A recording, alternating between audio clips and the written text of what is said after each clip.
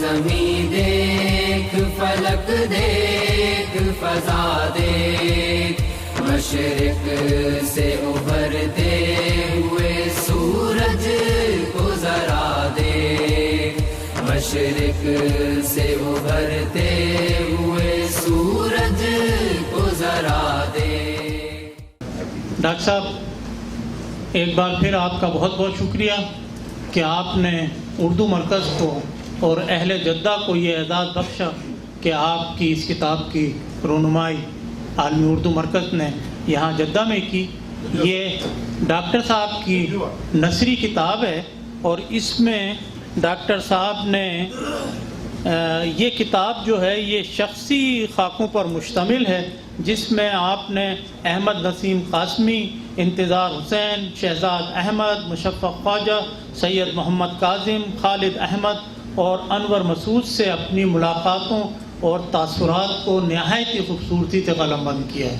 میں یہ سمجھتا ہوں کہ جب یہ کتاب مارکیٹ میں آئے گی تو یہ انشاءاللہ لوگوں میں پسندیدگی حاصل کرے گی، اور آپ کی یہ خدمات اردو کے حوالے سے خواہ وہ نثر ہو یا نظم ہو، ماشاءاللہ پاکستان گورنمنٹ نے ستارہ امتیاز سے نوازا آپ کو، ہمارے لیے بڑے اعزاز کی بات ہے۔ اور ونس اگین آپ کا بہت بہت شکریہ کہ آپ نے ہم کو عالمی اردو مرکز کو یہ اعزاز بخشا کہ ہم اس کتاب کی رونمائی کریں۔ یہاں موجود ہمارے درمیان ایک معروف شاعر، اچھے رائٹر جناب ڈاکٹر سعید بھیبانی صاحب موجود ہیں۔ میں ان سے گزارش کروں گا کہ وہ ڈاکٹر صاحب کی کتاب کے حوالے سے مضمون پڑھنے کے لیے تشریف لائیں۔ جناب ڈاکٹر سعید بھیبانی صاحب۔ بسم اللہ الرحمن الرحیم۔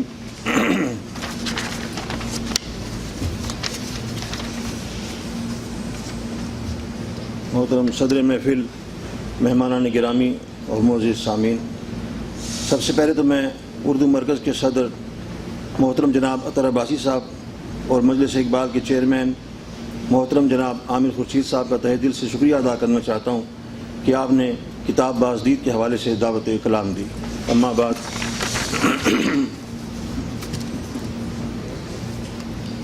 عالم تقویم و بساط ارضی و رباط فلکی پہ نگاہ ڈالو، ہر شے خدا کی تخلیق ہے، خدا کی پیدا کردہ ہے،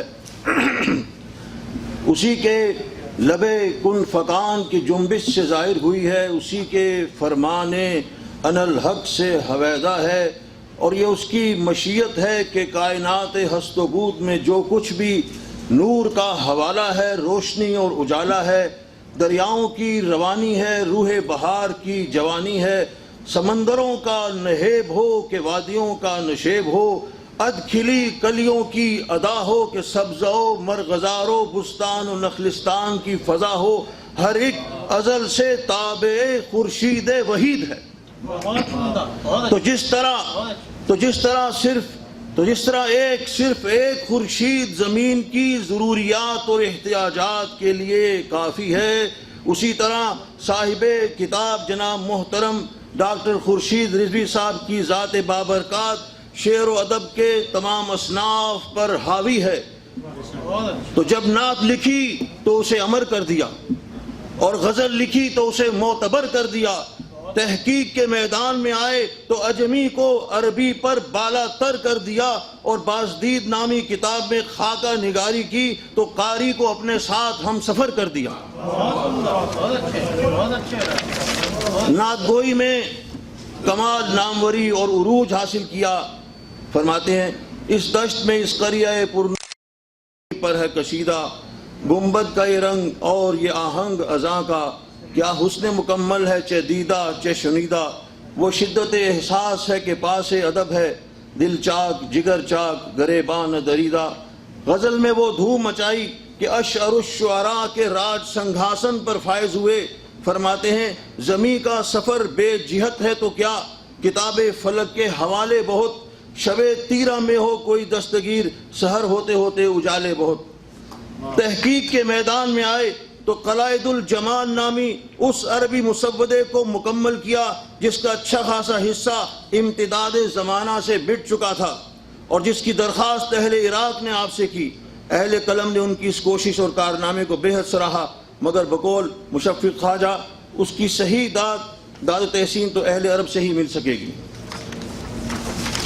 اقبالیات میں انہیں وہ دسترس حاصل ہے کہ اقبال کے ہر شعر کے مصدر و ماخذ و منبع و مبدا تک پہنچے، تراجم کی طرف رجوع کیا تو اس میں مہارت و لیاقت اور استعداد کے جوہر دکھائے، حتیٰ کہ اسلامک ڈیولپمنٹ بینک نے بھی آپ سے استفادہ کیا۔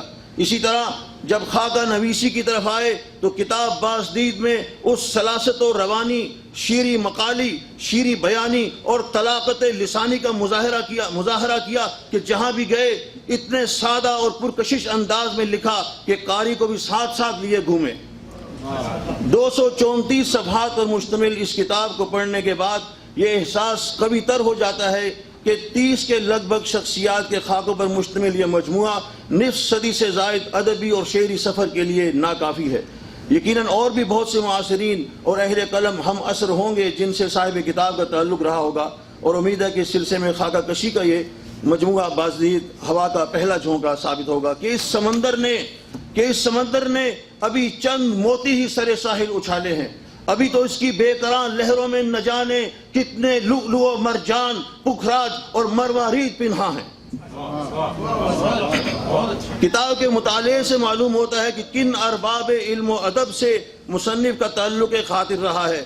آپ کو جن نامور سخنوروں کے ساتھ عظیم الشان مشاعروں میں جانے کا موقع ملا، ان میں سے بعض کے احوال اس کتاب میں مرقوم ہیں۔ احمد ندیم قاسمی، منیر نیازی، شہزاد احمد، ظفر اقبال، خالد احمد اور انور مسعود کی صدا کے شعراء کے ساتھ انہیں بارہا مشاعروں میں شرکت کا موقع ملا۔ اپنے معاصر دوستوں کا ذکر اذکار انہوں نے جس بے ساختگی، بے تکلفی اور عدم تصنع سے کیا ہے وہ اسلوب اور انداز لائق تعریف ہے۔ یہ سلاست، روانی اور موجز بیانی پہلے خاکے سے آخری تک برقرار رہتی ہے، اور قاری ایک کے بعد ایک خاکہ پڑھتا چلا جاتا ہے تاکہ اسے احساس ہوتا ہے کہ وہ صفحہ نمبر 234 پر پہنچ گیا ہے، جو اس کتاب کا آخری صفحہ ہے۔ اس کتاب سے جہاں اساطیر المعاصیر کھل کر سامنے آتی ہیں، اور جن سخن شناسوں سے ان کی شناسائی رہی، ان کے افکار و خیالات، عادات و خصائل، رنگ ڈھنگ اور آہنگ، طور طریق، وضع قطع، طرز معاشرت، راہ روش اور اشفع و غمزہ و نخرہ و ادا کا علم ہوتا ہے، وہیں ان کے اپنے ذوق و شوق، تبحر علمی، خوش مقالی اور خوش گوئی کا بھی اندازہ ہوتا ہے۔ زمانہ طالب علمی سے آپ کی طبیعت شعر گوئی کی طرف مائل ہو گئی تھی۔ شعر و ادب سے اس قدر شغف کہ مشاہیر کے ہزاروں اشعار یاد تھے۔ انتظار حسین کو کسی شعر کے شاعر کا حوالہ معلوم کرنا ہوتا یا نام معلوم کرنا ہوتا تو وہ آپ کو ہی فون کیا کرتے تھے۔ کتاب کے پہلے اور آخری خاکے میں کچھ ایسے واقعات درج ہیں جو خاص تعجب خیز اور حیرت انگیز ہیں۔ مثلاً پہلے خاکے میں جو محترم ڈاکٹر صاحب کے استاد گرامی صوفی محمد ضیاء الحق صاحب کے والد مکرم مولانا روحی کے بارے میں ہے، ذکر کیا گیا ہے کہ ایک مرتبہ انہیں ایم اے کی طالب علمی کے دوران کتاب محاضرات فی تاریخ الامم الاسلامیہ میں 2 جگہ الفاظ کا کنفیوژن ہوا، جس کا ذکر آپ نے استاد گرامی صوفی محمد ضیاء الحق صاحب سے کیا۔ وہ بھی سمجھنے سے قاصر رہے، مگر اگلے دن مسئلے کا حل یہ بتایا کہ خواب میں مولانا روحی رحمۃ اللہ علیہ تشریف لائے تھے، جنہوں نے بتایا کہ دونوں الفاظ کی چھپائی ہی غلط ہوئی ہے۔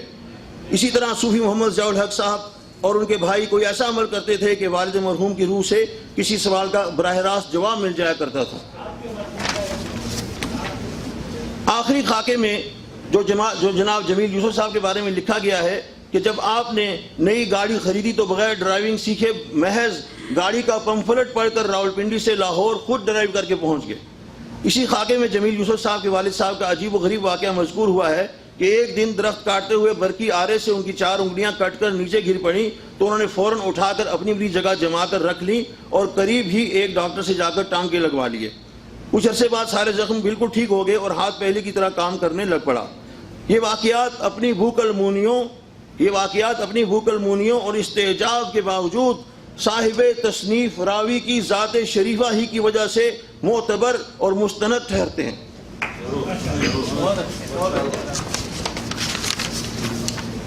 صاحب تصنیف کو جن اہل سخن اور نثر نگاروں سے شرف باریابی حاصل ہوا اس کا فائدہ قارئین کو اس طرح پہنچا کہ اپنے ہم جلیسوں سے ارتباط اور میل جول کے بارے میں انہوں نے کتاب بازدید میں بہت دلچسپ معلومات ہم پہنچائی ہیں، جس سے نہ صرف علم میں اضافہ ہوتا ہے بلکہ بعض غلط فہمیوں کا ازالہ بھی ہوتا ہے۔ مثلا اختر شیرانی کو رومان پرور شاعر مانا گیا ہے، جو شراب کے بڑے رسیہ تھے، مگر کتاب میں ان کے عشق نبی صلی اللہ علیہ وسلم کے بارے میں جو واقعہ درج ہے وہ اور اختر شیرانی کی نعت پڑھ کر احساس ہوتا ہے کہ وہ مذہبی اعتبار سے اتنے برے نہیں تھے جتنے سمجھے جاتے ہیں۔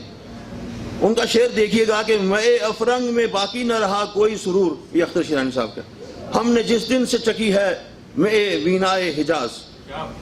منیر نیازی کے بارے میں بھی بعض دلچسپ معلومات پڑھنے کو ملتی ہیں، مثلا یہ کہ وہ مشاعروں میں کسی کو داد نہیں دیا کرتے تھے، اور بقول منیر نیازی کے ان کو بدخوئیوں کی عادت تھی۔ یہاں فاضل مصنف نے ایک نہایت ہی شاندار تشبیہ دیتے ہوئے لکھا کہ اسی طرح وہ بدخوئیاں جن میں وہ مسلسل مصروف رہتے ہیں ان کے نہا خانہ دل پر کوئی پرچھائیں نہیں ڈالتی، جس طرح، اب یہ تشبیہ دیکھیں ڈاکٹر صاحب کی، جس طرح جھیل میں نہاتے ہوئے ہنس کے پروں پر پانی نہیں ٹھہرتا، اسی طرح یہ بدخوئیاں منیر نیازی کے اوپر ہی اوپر سے ڈھلک جاتی ہیں۔ کتاب میں جدہ کے مرحوم شاعر عبد الباری انجم کے بارے میں بھی ایک خاکہ ہے، جس سے معلوم ہوا کہ مرحوم بھی صاحب تصنیف کے مجمع احباب میں شامل تھے۔ آپ نے مرحوم کی عربی دانی کی بڑی تعریف کی ہے اور ان کی عربی شاعری سے منتخب نظمیں بھی کتاب میں شامل کی ہیں۔ اس کے علاوہ دیگر کئی پہلو نشین شعراء اور ہم بزم رفقاء کا منتخب کلام زینت کتاب بنا ہے۔ ڈاکٹر سید آغا کے بارے میں بھی یہ جان کر معلومات میں اضافہ ہوا کہ آپ سرگودا کے بڑے جاگیردار تھے اور ان کے رسالے تخلیق عمل کے پہلے قاری صاحب تصنیف تھے، یعنی ڈاکٹر صاحب۔ بازدید میں انہوں نے اپنے بعض ہم مجلس مشاہیر کے خطوط بھی شامل کیے ہیں۔ صاحب کتاب کے حافظے کی داد دینا پڑتی ہے کہ انہوں نے اپنے ہم نشینوں اور مشاہیر کے ساتھ ہونے والے مبادلہ افکار اور مکالموں کو منوعاً درج کر دیا ہے، جس سے کتاب کی ندرت اور افادیت میں خاطر خواہ اضافہ ہوا ہے۔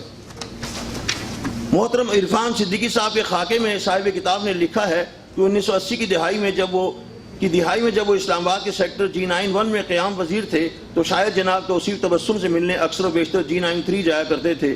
یہ پڑھ کر مجھے خوشگوار حیرت ہوئی کیونکہ ان کے ساتھ والی گلی میں ہی تو ہمارا گھر ہے، ان کے ساتھ والی گلی میں ہی تو ہمارا گھر ہے۔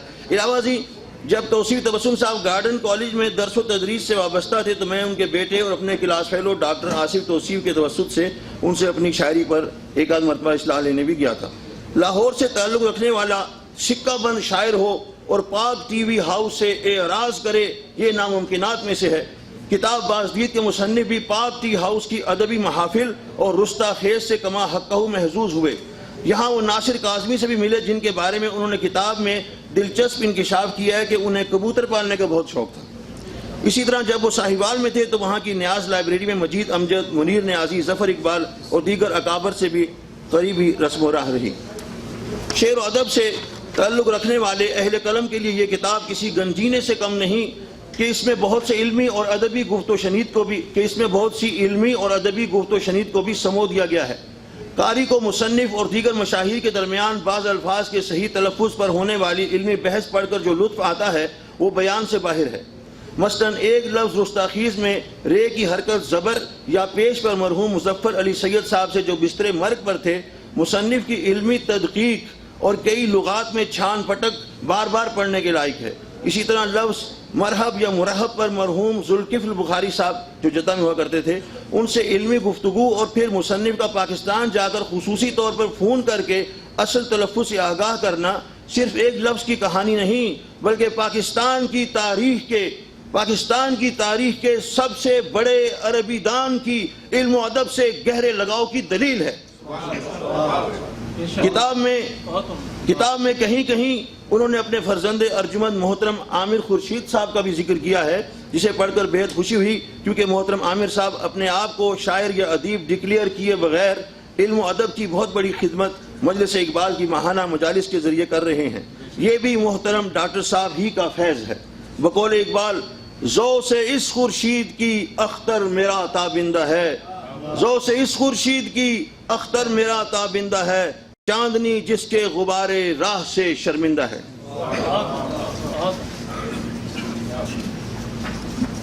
بازدید جہاں فاضل مصنف کی خوش بیانی اور در افشانی کا خوبصورت مرقع ہے، وہاں کہیں کہیں کسی بڑے شاعر یا ادیب کا لطیفہ بھی بہت لطف دے جاتا ہے۔ مثلا شہزاد احمد کا یہ لطیفہ سنیے کہ سنا ہے جب وہ گورنمنٹ کالج لاہور میں پڑھا کرتے تھے تو پہلی بار انہیں نظر کی اینک لگائے دیکھ کر جناب صوفی تبسم صاحب نے فرمایا، شہزاد اس اینک کو لگا کر تم بجو دکھائی دیتے ہو۔ شہزاد نے برجستہ جواب دیا، مجبوری ہے سر، اینک نہ لگاؤں تو آپ بجو دکھائی دیتے ہیں۔ علامہ اقبال اور محترم پروفیسر خورشید رضوی صاحب میں بہت سی قدریں مشترک ہیں، مثلا دونوں ہی عربی اور فارسی پر قدرت رکھتے ہیں۔ علامہ نے فلسفے میں پی ایچ ڈی کی، جبکہ محترم ڈاکٹر صاحب نے عربی ادب میں، اور دونوں کو یقیناً شاعری میں اس کا فائدہ پہنچا۔ محترم ڈاکٹر صاحب کو بھی علامہ کی طرح جہاں دیدہ اساتذہ میسر آئے۔ اورینٹل کالج لاہور میں طالب علمی کے دوران آپ کے اساتذہ میں ڈاکٹر صوفی محمد ضیاء الحق، پروفیسر عبدالقیوم اور مولانا نور الحسن جیسی نامی گرامی ہستیاں تھیں۔ خاکوں کی اس انجمن میں جسے اردو ادب کے ایک دور کی اہم دستاویز اور وثیقہ کہا جا سکتا ہے، محترم ڈاکٹر صاحب نے جو لکھا بڑی شستگی اور شائستگی سے لکھا۔ یہ ایک عظیم شاعر کی طویل تگ و دو اور جگر کاوی کا نچوڑ ہے۔ یہ نصف صدی یا شاید اس سے بھی زائد عرصے کا ادب نامہ ہے۔ زبان اتنی سادہ اور سلیس کہ بقول اقبال مثل خورشید سحر فکر کی تابانی میں، بات میں سادہ و آزادہ معانی میں دقیق۔ کتاب میں جا بجا عربی شعراء کے اشعار اور حوالے دیکھ کر بڑی خوشی ہوئی، تاہم اس سلسلے میں ایک دو ملاحظات سر اٹھاتے ہیں۔ اول تو یہ کہ محترم ڈاکٹر صاحب چونکہ سعودی عرب آتے جاتے رہتے ہیں، اس لیے کوئی ایسا اہتمام ہونا چاہیے کہ یہاں کی جامعات کے طلباء اور دانشور بھی ان کے تبحر علمی سے فیض یاب ہوں۔ دوم یہ کہ کیا ہی اچھا ہوتا اگر اس مجموعے میں محترم ڈاکٹر صاحب کا عربی کلام بھی بطور تبرک رونق افروز ہوتا۔ ان تمام خاکوں کے مندرجات سے یہ بات مترشح ہے کہ یہ سب لوگ محترم ڈاکٹر صاحب کی علمی، ادبی اور شخصی خوبیوں، محاسن اور معاصر کے معترف ہیں۔ نہ صرف یہ کہ ان کا اسلوب تحریر خوش ادائی اور خوش سلیقگی کا مظہر ہے، بلکہ ان کی ذات اعلیٰ صفات انسانی کا مرقع ہے، جس میں مروت و ملنساری، نیک سرشتی اور نیک دینتی بدرجۂ اتم حویدہ ہیں۔ آپ دوستوں اور احباب کے صرف اچھے وقت کے ہی ساتھی نہیں ہیں، بلکہ ایام علالت اور اسرت میں ان کی دلجوئی، غمخواری اور تیمارداری کرنا بھی ان کے معمولات کا حصہ رہا ہے۔ ان کا اپنا ہی ایک شعر ہے کہ شب تار میں ہو کوئی دستگیر، سحر ہوتے ہوتے اجالے بہت۔ کئی خاکوں میں تو وہ خود چارہ گری اور چارہ سازی کرتے نظر آئے۔ اپنے دوستوں اور بھائی خواہوں سے وہ مستقل رابطے میں رہتے ہیں، حتیٰ کہ بیرون ملک سفر سے پہلے بھی اپنے حلقہ احباب سے مل کر یا کم از کم فون پر سلام دعا کر کے جاتے ہیں۔ آج کل کے بعض شعراء آپس میں کتنی عداوت رکھتے ہیں، اس کا کچھ اندازہ مجھے اس وقت ہوتا ہے جب کسی مشاعرے سے پہلے فون پر کہا جاتا ہے اگر وہ صاحب آئیں گے تو ہم نہیں آ سکتے۔ محترم ڈاکٹر صاحب کتنے ہی اہل قلم کے دمساز اور ہمراز رہے ہیں، مگر وہ کسی سے قدورت یا شکر رنجی نہیں رکھتے۔ آپ سب کے خیر اندیش اور خیر خواہ ہیں۔ 234 صفحات پر مشتمل اس سرگزشت میں کسی ایک شخص کی بھی غیبت یا برائی کی بو نہیں آتی۔ ان کے ہاں سب کے لیے جذبہ خیر سگالی ہے۔ وہ کسی بھی گروہ یا ادبی گروپ کے حاشیہ نشین نہیں رہے، اور اتنے بڑے حلقہ احباب کے باوجود سب کا احترام کرنا اور سب کے لیے محترم ہونا انہی کا خاصہ ہے۔ تمام خاکے پڑھنے کے بعد اور آج کل کے ادبی ماحول کو دیکھتے ہوئے حیرت ہوتی ہے کہ نہ کسی سے منازعت، نہ کسی سے منافست، نہ خصومت نہ کدورت، نہ رنجش، نہ چپکلش، نہ خفگی، نہ تنگی، نہ ناچاتی، نہ اتفاقی، نہ کوئی جھگڑا، نہ جھبیلا، نہ بکھیڑا، نہ کوئی الجھیڑا، نہ تنازعہ، نہ مجادلہ۔ تو پوچھا کہ یہ کون ہستی ہے جو خوش اخلاق، خوش اتوار اور نیک خو ہے، جو اس قدر کریمانہ ہے کہ اشعر الشعراء ہے اور ہر شاعر سے تعلق برادرانہ ہے؟ تو کہا کہ یہ محترم پروفیسر ڈاکٹر خورشید رضوی ہیں، جو ادب آموز ہیں، یعنی ادب پڑھاتے ہی نہیں ادبیت سکھاتے بھی ہیں۔ آپ علم کی آبرو ہیں، ہنر کی جستجو ہیں، حرف کا اعتبار ہیں، شعر کا وقار اور نثر کا نکھار ہیں۔ ادب کی آبرومندی اور جاہ و منزلت میں آپ سے اضافہ ہے، آپ اضافہ ہیں، سلوک و اتفاق و یکجہتی کا زیادہ ہیں۔ اس کے ساتھ ہی میں محترم ڈاکٹر صاحب کو ان کی کتاب کی اشاعت پر دلی مبارکباد پیش کرتے ہوئے علامہ کا یہ شعر ان کی نظر کرتا ہوں کہ صبح ایک گیت سراپا ہے تیری سطوت کا، صبح ایک گیت سراپا ہے تیری سطوت کا، زیر خورشید نشان تک بھی نہیں ظلمت کا۔